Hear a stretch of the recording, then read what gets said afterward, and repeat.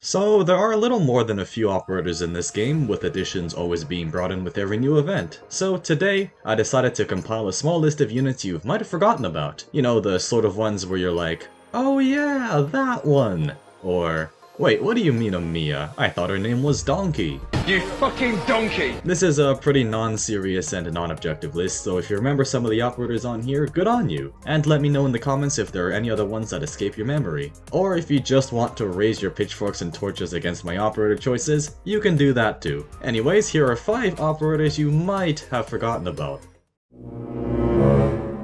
There are about 2 reasons why you may remember Flamebringer, either for him being regarded as the worst 5-star at the time, or not the worst 5-star at the time. I'm not going to debate whether that's actually true, but he had quite the terrible reputation when the Magellan event dropped. One of the majorly vocal reasons was that he took too long to get set up. His kit revolved around staying on the field long enough to benefit from his skill and talent. But you know, after all that debacle, no one really has talked about him since, but people who had obtained this operator all the way back then may have remembered all of this happening.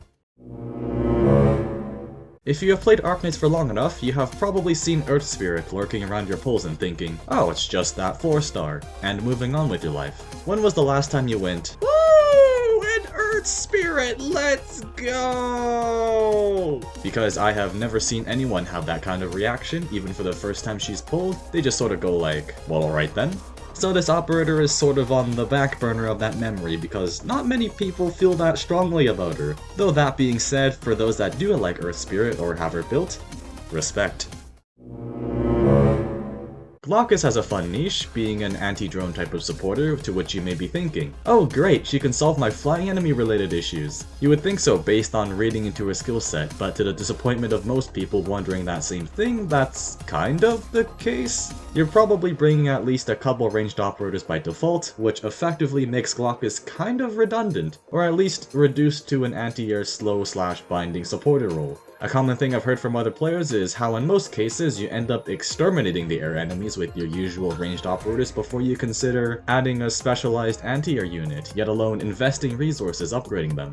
There's also the consideration that Glaucus came out during the Heart of Surging Flame event, which not many major events predate that. This was back in a time when the player base was still growing. Arknights was this fresh new gacha game, and people were still getting their accounts set up properly, and many prioritized universal operators, so they could comfortably clear future content. Many likely saw Glaucus as too niche to justify building at that point in the game, and eventually faded into forgotten territory as other newer operators got the spotlight.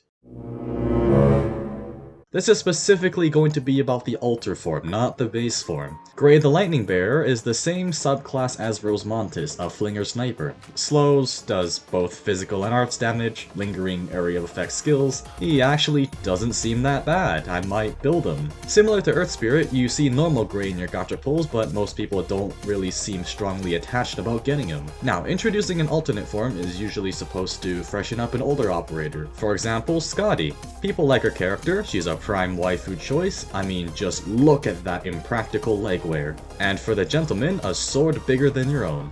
An already popular operator, at least from a character perspective, gets a meta-changing alter form and everyone loves her even more. But for Gray, it just feels a little underwhelming in comparison when an already underused operator gets an alright alter, which kinda leads to that whole forgotten thing. My favorite operator in this game, sadly, is on this list. Nightmare mainly does 2 different things based on what skill is being used.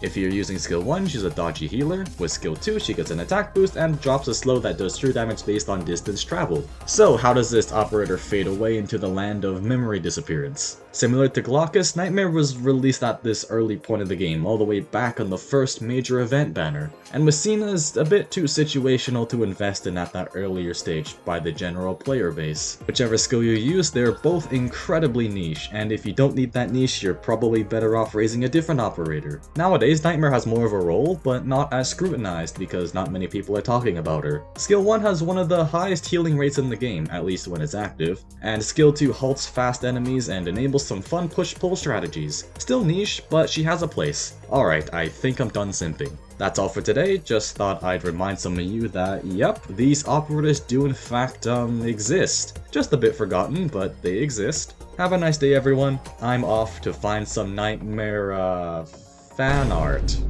Yeah, let's go with that.